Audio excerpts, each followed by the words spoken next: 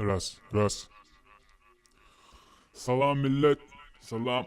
Show and Pro proyekt vardı kiçirek info vermekçi. Bize demolar gelip başladı. Şu vaxt elimizde ona yakın demo var. Bunları biz birinci tapkır qutaryança, yani 23 Ağustos çölü hiçbir yerde paylaşmarız. 23 Ağustos'tan son bütün demolar cemlenip stüdyalara ve ВКонтакте'de paylaşılır. Как знаете, да, до 23 августа birinci tur, ondan sonra ikinci tur.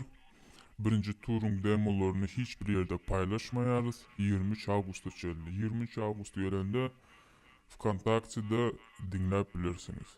Şu vaxt onların içinden sizin tanıyan rapperlarınız hem var.